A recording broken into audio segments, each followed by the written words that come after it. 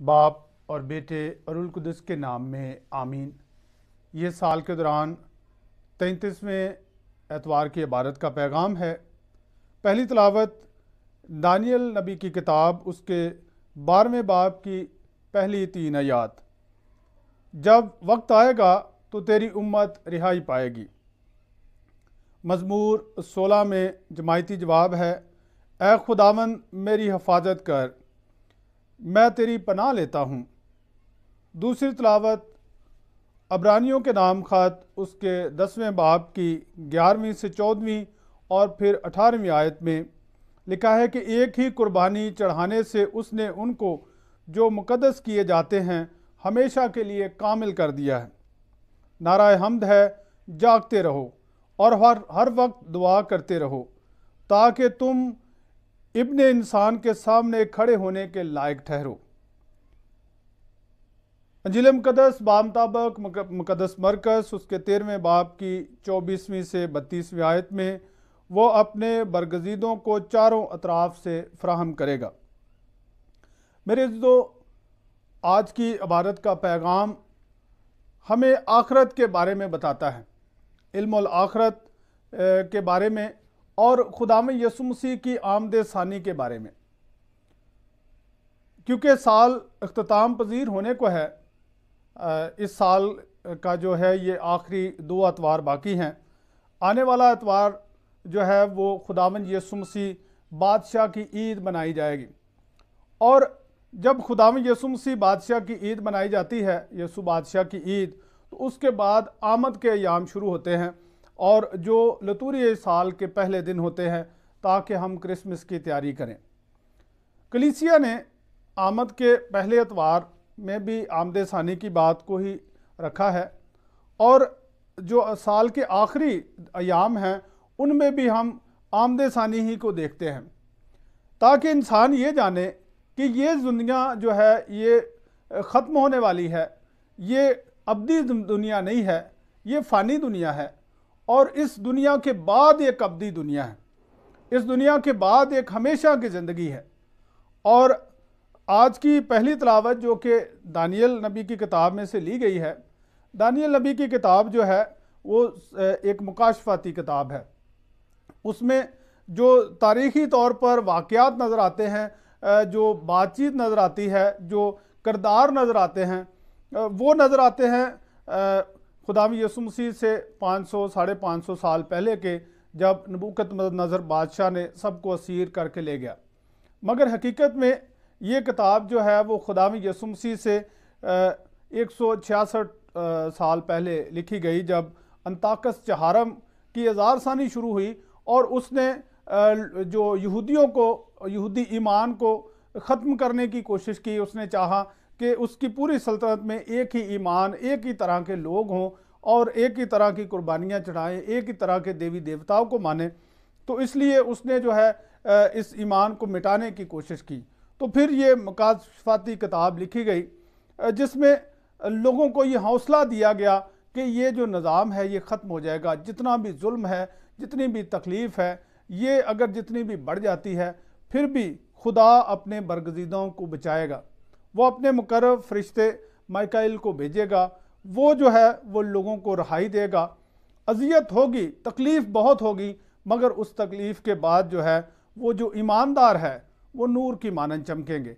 ईमानदार जो है वो खुदा की हजूरी में होंगे। और खुदाम यसु मसीह जब यरूशलेम में हैं तो आखिरी जो हफ्ते में खुदाम यसु मसीह यरूशलेम में आते हैं तो उसे बताया जाता है कि ये खूबसूरत हैकल है, बादशाह ने और लोगों ने बहुत ज़्यादा अतिया दिया है, तो बहुत ज़्यादा खूबसूरती है यहाँ पर। तो खुदाम यसु मसीह फरमाते हैं कि इन पत्थरों पर पत्थर ना छोड़ा जाएगा।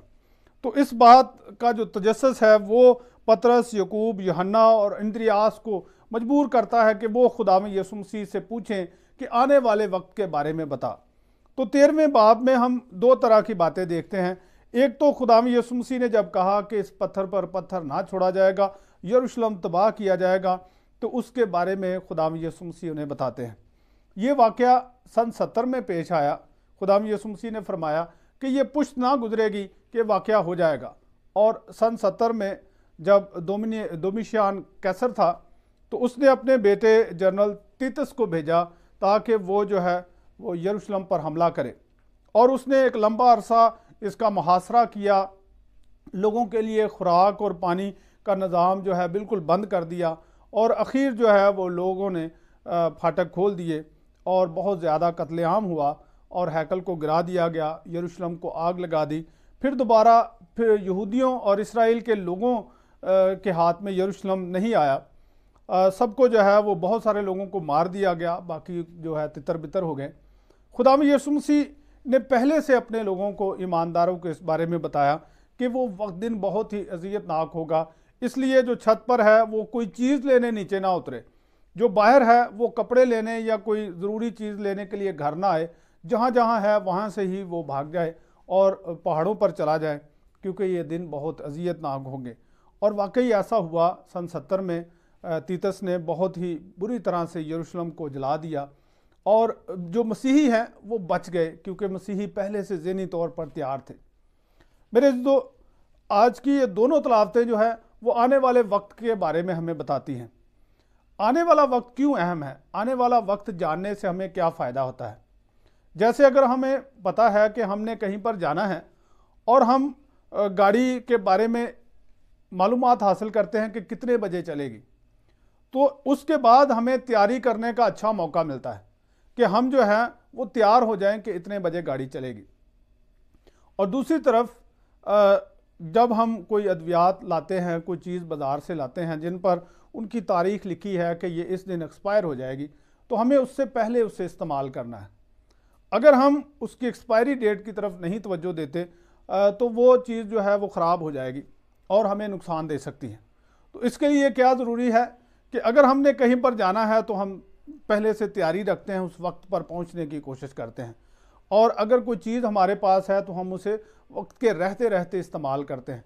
वक्त के रहते जो है वो हमारे लिए फ़ायदा है, वक्त गुज़र जाने के बाद हम जो है वो नुकसान में जाते हैं। तो खुदावंद यीशु मसीह ने कहा कि जो वक्त है वो ज़रूर आएगा, ये ज़मीन ज़रूर जो है वो गुदाज हो जाएगी, ये ज़मीन और ये निज़ाम जो है ख़त्म हो जाएगा। ये अब्दी निज़ाम नहीं है, मगर इसके बाद एक अब्दी निज़ाम आएगा, एक ऐसा निज़ाम जो कभी ख़त्म नहीं होगा। और उस निज़ाम का आगाज़ किससे होगा? खुदावंद यीशु मसीह की आमद, खुदावंद यीशु मसीह की दूसरी आमद जो है, जो उसकी अदल की आमद है, जिसमें वो इंसाफ करने आएगा। ये एक तरफ नज़र आता है कि खौफ है, दहशत है, आज की पहली तलावत में भी, इंजील मुक़द्दस में भी, मगर हकीकत में ये ईमानदार को तसल्ली है, ईमानदार को हौसला दिया गया है। देखिए, इस दुनिया में कई बार ऐसा होता है कि हम जो है ज़िंदगी गुजारते हुए जो ईमान पर नहीं चल रहे, उनको देखते हैं वो ताकतवर हैं, उनको देखते हैं वो खुशहाल हैं, उनको देखते हैं वो सेहतमंद हैं, उनको बहुत सारी तरह से हम जो है अपने आप से बेहतर देखते हैं या ईमानदारों से बेहतर देखते हैं। मगर खुदावंद यीशु मसीह फरमाते हैं कि वो जो दिन आएगा, जो ईमानदार हैं वो तो खुदा की बादशाही का हिस्सा होंगे, मगर जो ईमान नहीं रखता वो उसमें नाकाम हो जाएगा। पुराने अहदनामे में दानियल नबी की किताब में से जो तलावत दी गई है, ये खुदावंद यीशु मसीह के पैगाम या खुदावंद यीशु मसीह की आमद के बारे में खुलकर वजाहत है। खुदावंद यीशु मसीह की आमद सानी के बारे में भी और ज़िंदगी के बारे में भी कि इंसान जो सो गए हैं वो जी उठेंगे, और दोबारा की ज़िंदगी, नई ज़िंदगी की बात है। और नई ज़िंदगी में दो तरह के पहलू हैं, एक वो जो ईमानदारी से ज़िंदगी गुजार रहे हैं वो अब्दी खुशी के लिए जी उठेंगे, वो खुदा की हजूरी के लिए जी उठेंगे, और जो ईमान नहीं रखते वो अब्दी अजियत और तकलीफ़ के लिए जी उठेंगे।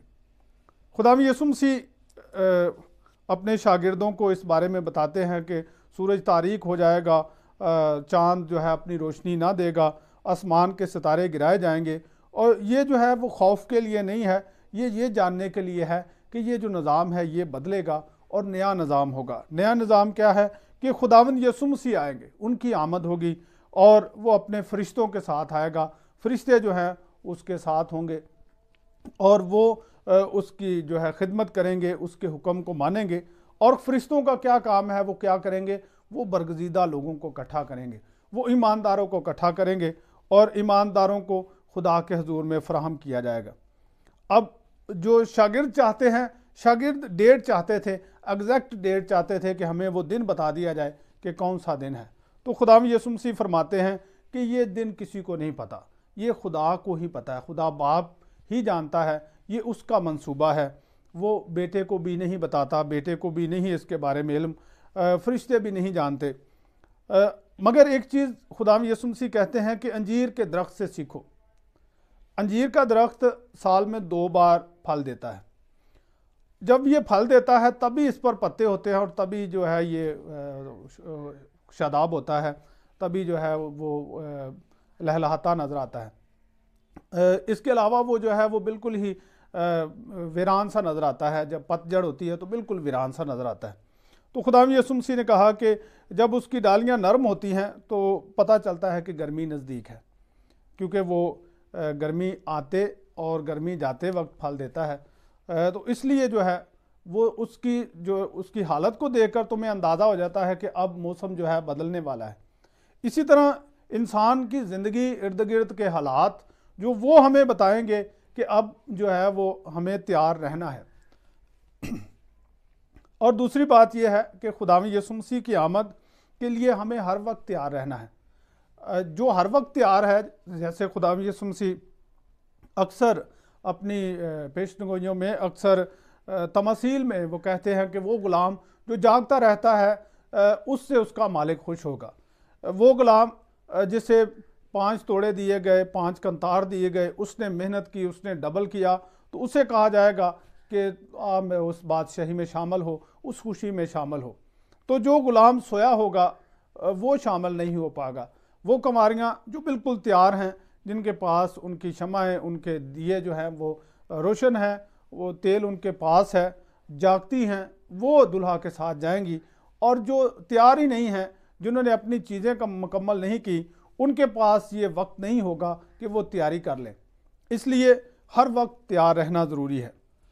और खुदावंद यीशु मसीह हमें ये दावत देते हैं कि हम जो हैं वो तैयार भी रहें और एक नए आगाज़ के लिए, एक नई ज़िंदगी के लिए जो है पुरुमीद रहें। जब हम मकाबियन की किताब में उसी दौर में जब अंताकस चहारम का दौर था, तो 7 भाइयों को जो है वो एक ही बार में कत्ल किया गया और उनकी माँ को भी। और वो सब जो हैं इस बात का ऐलान करते हैं कि फिर से ज़िंदगी होगी। हम ये ज़िंदगी खुदा की राह पर खो देंगे तो हम नई ज़िंदगी पाएंगे। मेरे जो हमारे पास भी वक्त है कि हम इस ज़िंदगी को खुदा के जलाल के लिए इस्तेमाल करें, उसकी रज़ा के लिए इस्तेमाल करें, ताकि अब्दी ज़िंदगी पाएँ। मसीह हमारे खुदावंद के वसीला से आमीन। बाप और बेटे और रूह कुदस के नाम में आमीन।